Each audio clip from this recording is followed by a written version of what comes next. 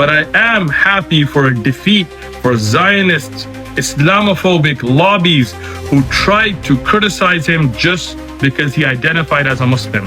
Especially given the absolutely disgusting Islamophobic attacks that were aimed at Zoran.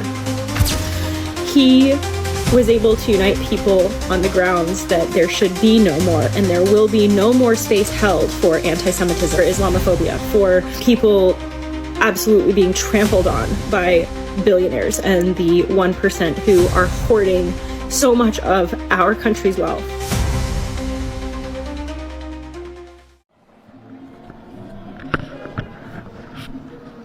How's it going, guys? You have 60 seconds to talk to us about the election.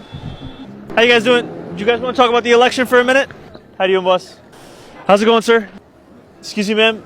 How you doing, boss? Why is it that you don't feel as confident today about Democratic candidates? Honestly, I lost faith. It felt like I was just choosing the greater of two evils, and whatever was going to happen was going to happen. How you doing, boss? Walter. Walter, nice to meet you. Walter, did you get a chance to vote on Tuesday? I did. I call all my African people to vote for Thank you, my brother. because I know with you, New York City will change. Thank you, my brother. I support you. 1 year ago, we were here talking to New Yorkers after Donald Trump won the presidential election. Did you get a chance to vote on Tuesday, Devin? I did, yes. And who did you vote for? Donald Trump. The $1 million question. Trump. Honestly, I didn't vote. I did not get a chance to vote. But I didn't want to anyways. And what we're finding today, do you remember exactly where we went? That there are far more people excited about the possibility of politics in this city on the same street, where last year there were very few who were looking to have that conversation. How you going, boss? How's it going? You got my book. Yes, the mayor. Yes. I'm voting for this guy. You are the best, Thank you, bro. How are you, James? It's time for a change. Yes, ma'am. Thank you. Thank you, my brother. Just got my citizenship. Hey, congratulations! Congratulations! That's amazing. You're the game changer. Thank you, my brother. My picture first. I bought for him yesterday. Oh, thank you, brother. Yeah, this is the mayor, the next mayor. What we heard from them then was that they were tired of a Democratic Party that thought too little of working class people across this country to offer them an affirmative vision. And why did you not vote? Because I don't believe in the system anymore. Brother? Good to see. How you doing, man? So did you believe in it at one point? Yes. And what caused you to lose faith? Just the way things been going now. It's hard on people now. How you doing, man? How are you? I'm doing well. How are you? We are praying God, making people expect to you. I hope you help us. I've been watching you. You really are struggling. God bless you, bro. Thank you, brother. Love you. I appreciate you. Both of you, me and my wife. Thank you. Both of you heard? Thank you. I'm excited for you to be mayor, and I hope. No, actually, no. I know you're gonna become mayor. Thank you.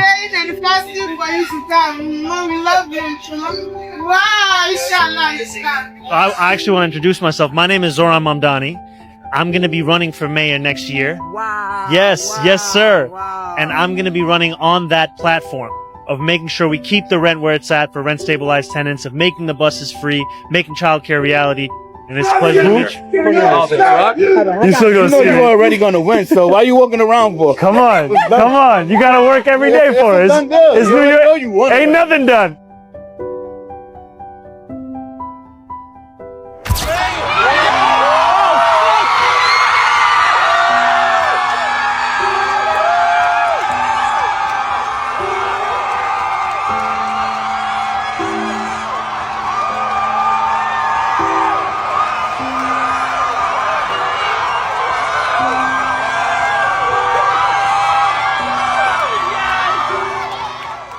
There are three things I want to talk about regarding Zoran Mamdani becoming the next mayor of New York City. I'm going to start with the thing that brought me the most joy, the thing that actually had me sobbing when I saw that he won, and that was watching the reaction of Muslim people in New York. Seeing their joy and their happiness, watching them hug each other and celebrate, it was so beautiful, especially given the absolutely disgusting Islamophobic attacks that were aimed at Zoran. This was especially beautiful in a city like New York City that has a history of pretty severe Islamophobia because of 9/11. What would happen if white people were treated like that every time a white person does something terrible, which is just about every fucking day, right? Like, just look up the demographics of mass shooters. Anyway, seeing the first Muslim mayor elected in New York City was a beautiful thing, and watching Muslim people celebrate that was also so beautiful. And the second thing I want to talk about is my second favorite thing. It's very, very close to the first, and that is watching racist, bigoted Zionists crash the fuck out. Seeing Deborah Messing's bloated and puffy face after she was crying all night because they're going to implement Sharia law in New York. Oh, it was glorious. And in the 24 hours leading up to the election, she was just like going hog wild, posting like 100 times on her stories. And most of the things she was posting were just like insanely racist and Islamophobic. Like, it was wild. So in that vein, watching Zionists crash out and get so upset and say they're going to leave New York, or like Netanyahu claiming that he's going to close their consulate in New York, like, oh my God, what a win. But also, let's not forget that Zohran won in the most Jewish city in the United States, okay? Outside of Tel Aviv, I believe New York has more Jewish people than anywhere in the world, okay? He did that without a drop of back money. Not a drop. Like, God, that must really sting. I wish the Democrats would learn their lesson from this, but I don't think they will. They're too busy gargling the balls of the oligarchs. And now the third thing I want to say is, now he's won, and that's wonderful, but take him off that fucking pedestal you've put him on. He's a politician. He works for you. Hold him accountable. Don't go to brunch. Keep working and keep fighting, and show that people like Zohran can make a difference. That's all of Franklin Ave.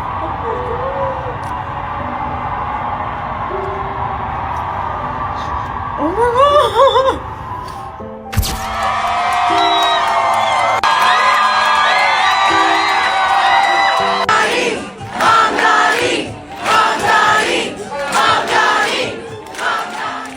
I didn't even realize how much I needed this, how much we needed this. I'm not even a voting New Yorker anymore, but seeing Mamdani win, I'm sobbing into my breakfast, because he just did what Kamala couldn't do, which is unite people across the spectrum of compassion.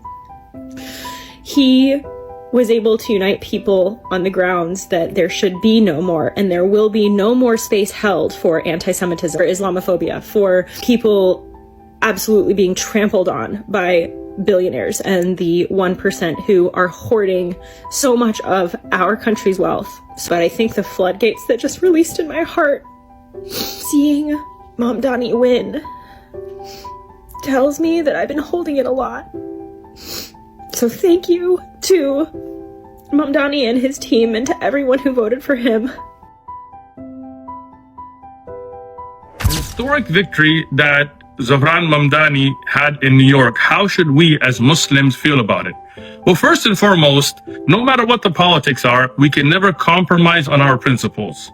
Things like standing in LGBT parades and standing with the trans community with rainbow flags that he has done, we can never support this. We can never compromise on our principles.